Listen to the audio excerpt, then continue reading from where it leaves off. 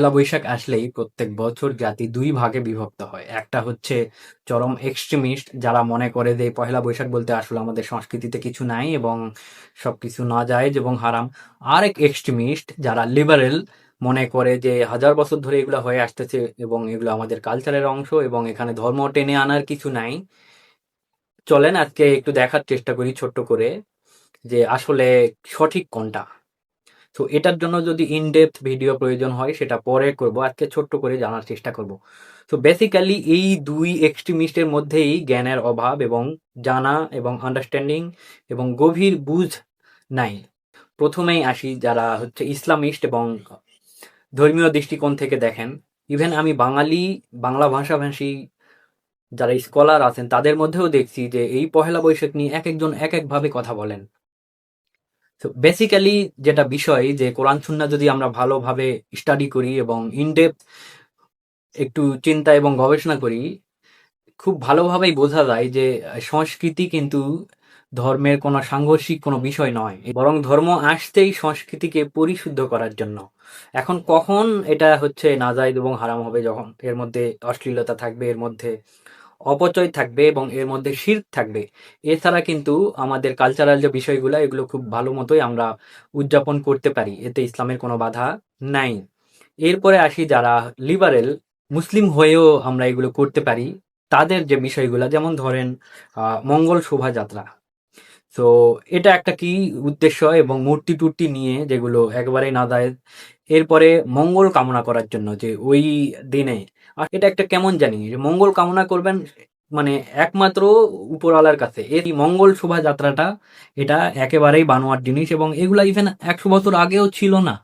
এই বাংলাদেশ হওয়ার পরে এই যারা কালচারাল ফ্যাসিস্ট তারা এগুলা আনছে। এরপরে আসি পান্তা ইলিশ। তো এটা করা যাবে কিনা ভাই? পান্তাও হালাল জিনিস, ইলিশও হালাল জিনিস। আপনি পয়লা বৈশাখের দিন খান, সারা বছর খান, এটাতে তো ধর্মের কোনো সমস্যা হওয়ার কথা না। কিন্তু সমস্যা তখন যখন আপনি এটাকে ইলিশ আর পান্তা মিলায়ে একটা কর্পোরেট মানে দুনিয়া থেকে আসছে। এটা বাংলাদেশ হওয়ার পর পর ইভেন যদি আপনি স্টাডি করেন দেখবেন এগুলো ছিল না। ইভেন হয়তো 2000-এর পর 2000 সালের দিকেও আমরা যখন বড় হয়েছি তখন এগুলা ছিল না। তো এই সোশ্যাল মিডিয়া এবং ইন্টারনেট আসার পরে যারা কালচারাল ফ্যাসিস্ট, এরা আসলে কর্পোরেট দুনিয়ায় লোকজন এগুলা হচ্ছে ঢুকে দেওয়া হয়েছে। মেইনলি যারা গ্রামের কৃষক মানুষজন, গরিব মানুষজন, তারা রাতের বেঁচে যাওয়া ভাতটাকে পানি ঢেলে দিয়ে পরের দিন এই খাবারটা খায়। এটা হচ্ছে আমাদের দেশের মানুষের মধ্যে এটা হয়ে আসতেছে। তো এর মধ্যে আবার ইলিশ আসলো কোত্থেকে রে ভাই?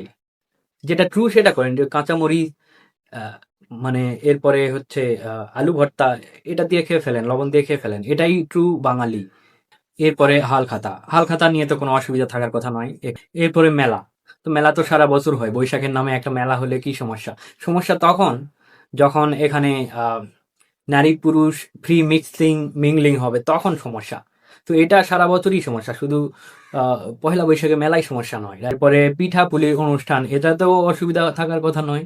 যে সংগঠনগুলো আছে যারা পহেলা বৈশাখ আয়োজন করে এবং কালচারাল মিনিস্ট্রি থেকে যে বিষয়গুলো আসে, এগুলা যে মেইন যে বিষয়গুলা দেখলাম, বললাম, এগুলাতে আসলে সমস্যা।